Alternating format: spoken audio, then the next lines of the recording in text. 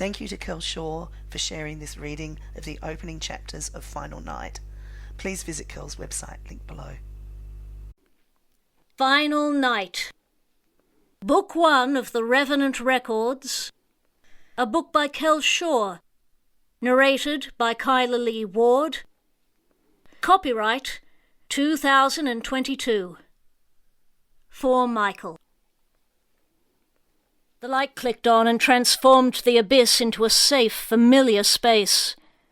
Pink walls, stuffed unicorns on her chair, towers of cassettes threatening to topple off the desk. "Greenie went dark," Lukey pointed, "and the monsters were coming for me." Dad scooped her up in a big hug. His beard scratched her face, and she inhaled his habitual tobacco smell. "Let's fix this." She hovered near while he inspected the glass unicorn nightlight. "Bulb's gone," he said. "I've got spares." He held her by the hand and took her down the carpeted corridor to the kitchen, where he rummaged in a bottom drawer, sorting past paper bags, rolls of string and masking tape. "The important thing is no monsters are left. Remember why?" "Reladon." She clutched the sleeve of his plaid pyjamas. "That's right." Dad pulled out a light bulb and slipped off the packaging. Holding her hand, he guided her back to her bedroom. "Once upon a time, there was a terrible age of magic and monsters. Dragons burned cities, zombies dragged people from their houses, and krakens swallowed up entire ships. That was when the Dark Emperor ruled, enslaving the world with his nightmare legions. But then all the brave heroes got together, formed the Alliance of Light, and fought the Dark Emperor at the Battle of Reladon. And who saved everyone?" He pushed the bedroom door open, and Lukey bit her fingers nervously while he screwed the new bulb inside of Greenie. "Hawkbow!" "General Hawkbow," Dad agreed. "She had an enchanted arrow created by the last wizards of the Crystal Spire. Her aim was true, and she shot the Dark Emperor right through his heart. And when she did, one of the moons, Marmarook, shattered into a ring that encircled the entire world, and the age of magic ended." Dad snapped his fingers. "No more monsters. All the horrible things, ghosts, fairies, demons and dragons, were sealed away forever. All the races who stayed in the mortal world, elves, dwarrow and ogres, lost their powers and everyone became ordinary people. We made friends with each other, as there was no need to fight each other since the Dark Emperor was gone." He snapped his fingers again. "And no more magic. The wizards had to get jobs at the shops and libraries, and after a while, no one missed their wands and spells, as we invented technology instead. Like your nightlight." With a dramatic flourish, he clicked it on, spilling warm, buttery light. "You saved her!" "Technology is amazing," Dad smiled. "In the old days, we'd have to get a wizard in, and he'd cost a fortune. Now back to bed." He held up her covers, and Lukey crawled under pink layers of sheets and blankets. "I want Mama." Dad stroked her hair. "Sweetie, remember, she's in the Precursor's garden, waiting. You'll see her someday, but not yet." He took a deep breath. "I know it's bad your mother isn't here. It's a big change. Think of how the people must have felt when they lost all the magic. But the world was still there, only different and full of wonderful new things to discover and explore. One day, when you're a lot older and have had so many adventures, we'll be with Mama again, and you'll have heaps of stories to tell her." She reached out for her bedside table, for the framed photograph of when they'd all been together for their last Winterdark festival. She clutched it tight to her chest like a promise as Dad kissed her and left the room, the nightlight glowing in the corner. She was safe. She repeated all the things Dad told her. No magic, no monsters. She'd see Mama again one day and everything would be all right. But he had lied. Chapter 2. Awakening. 7:53 p.m., 7 Bloodstone, 1983. She had no idea how she got here. Sand, a lapping tide. Confused, Lukey struggled to her feet. Water sloshed in her boots and she was cold all over, like she'd been at her after-school job stacking the freezer section at Cuba Market. The ocean was dark and heaving, the sky above coloured in bands of lavender and gold. Far to the south, she glimpsed the shadowy edges of the Pillars of Majesty, limestone formations spearing out of the sea along the coastal King's Road. A late summer sunset, later than... when? "You'll have until dawn."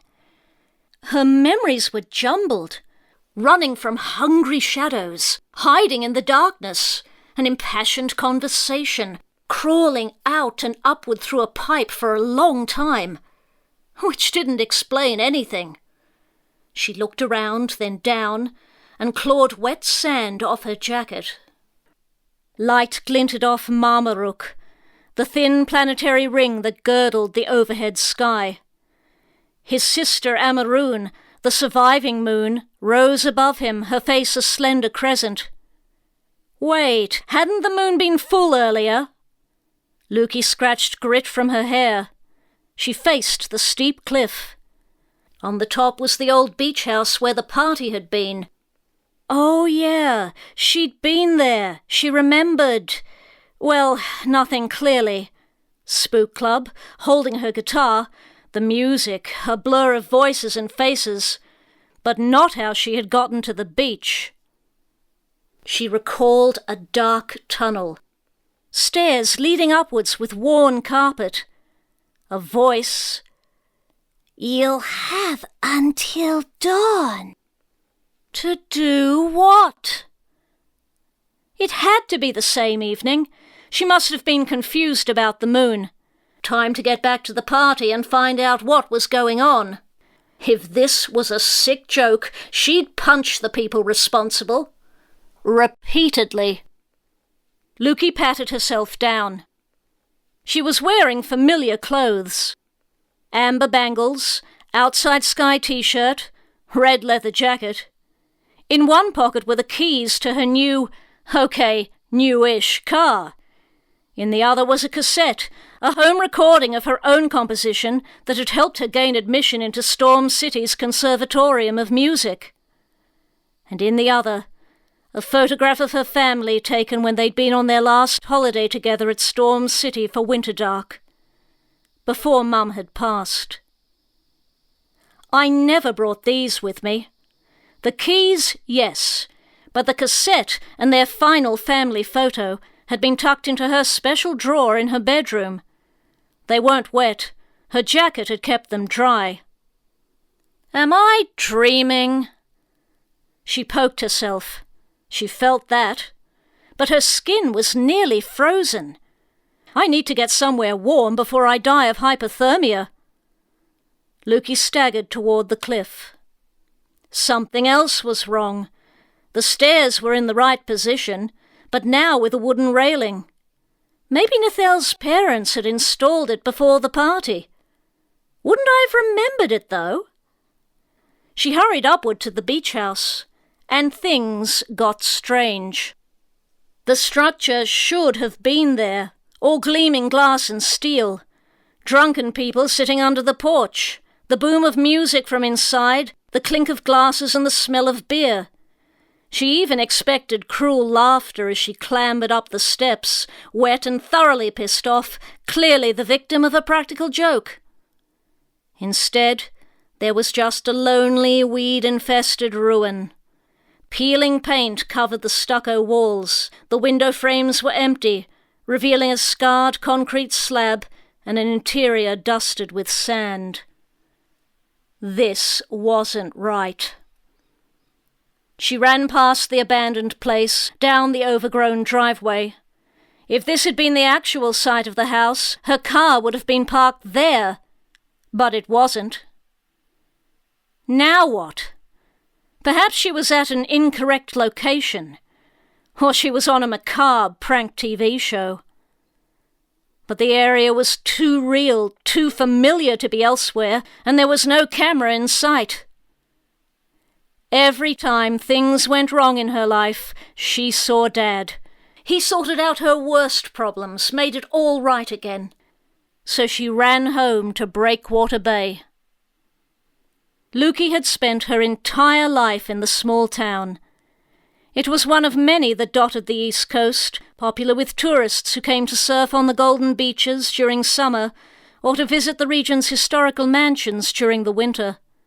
It should have taken her an hour to hike into town, but it felt like only minutes had passed when she arrived.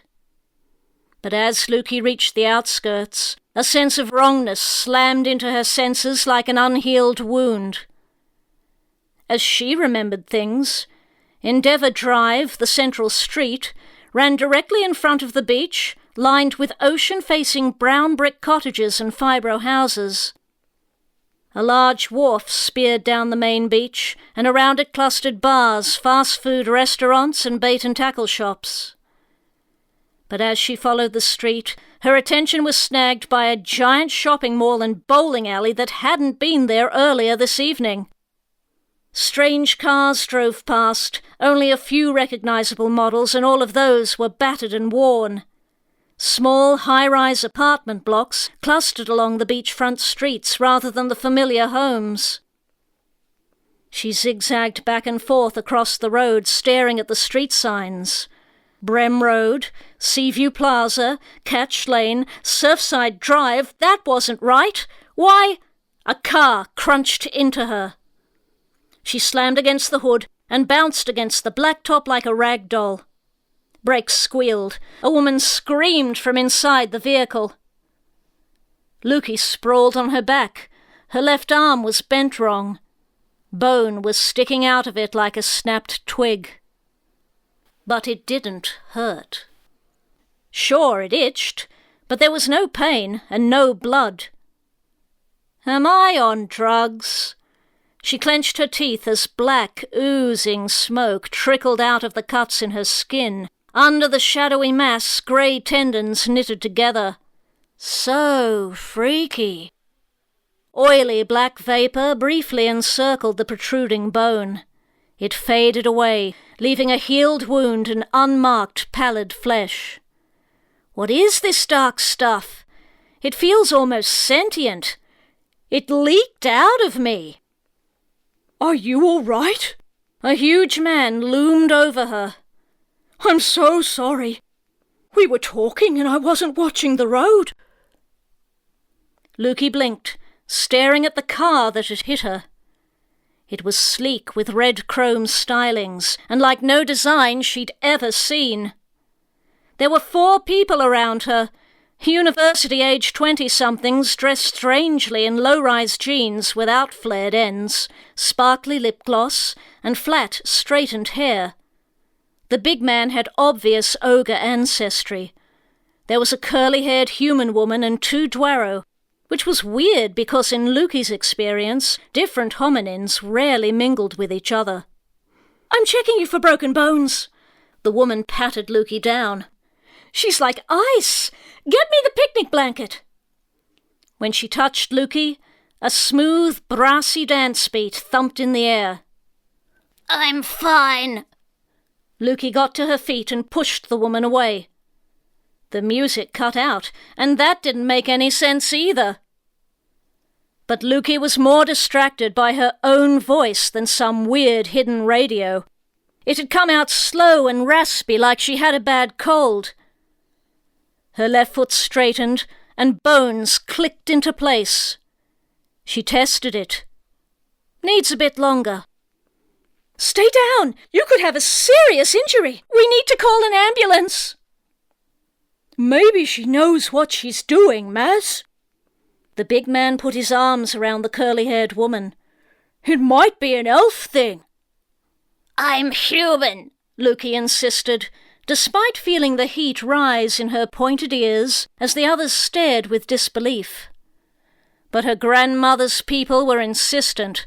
Half an elf was not an elf. She desperately tried to clear her throat. And I'm fine. She jumped up and down, demonstrating her fitness. You braked just in time. Her voice remained husky. See, she's okay. The ogre wiped the sweat from his face. Are you sure? One of the Dwarrow women put her hands on her hips. She looks like a zombie to me. Lukey's stomach churned. Zombie? An ice-cold sensation speared through her left leg. She stamped her foot, ready for walking. I'm going to a party. The one in the hills, Maz said. We're heading there. We can give you a lift. Love your 80s costume and your spooky contacts. Perfect for final night. What's that? Lukey asked. Maz and her ogre friend glanced at each other and then back at Lukey. You know, Maz spoke slowly. It's a horror party about those girls who got murdered 20 years ago. It's the only reason people come to the sticks this time of year. Hey, are you sure you don't want to ride to the hospital? Murdered? 20 years? No, there has to be an explanation for this. I have to go. Lukey fled, despite them calling out to her. Something was wrong with her and the town, and she needed to figure out what it was. She shoved past a group of onlookers, nearly collided with a confused tourist in a baseball cap eating a burger, and sprinted through the neon-lit streets to the first sign of safety, a public restroom that had been there this morning.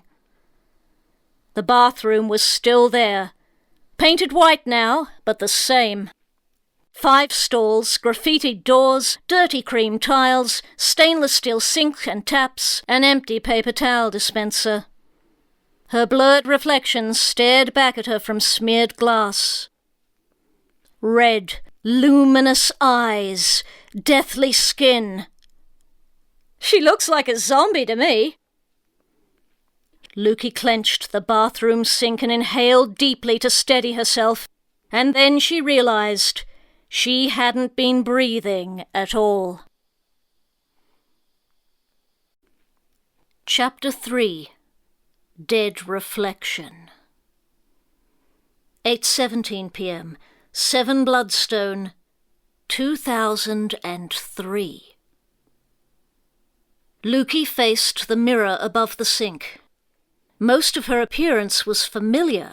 Spiked blonde hair, black jeans, chunky amber bangles, and her red leather jacket, of course. Just how she dressed for the party. But her eyes were a luminous crimson and speckled with tiny dark blots. No iris or pupil. She rubbed them, hoping to find contacts. She squished and dug, but no lenses came off on her fingertips. Her green eyes were gone. She consciously breathed in and out. The usual public convenience stink flooded her nostrils. Then she held her breath and waited for her lungs to ache, for tension to flood her body. Nothing happened. At least the toilets had stopped smelling. Minutes dragged by. She wasn't breathing, and she was still there. She exhaled with a rattling hiss. When she paid attention, she breathed. Was that a habit? A living habit?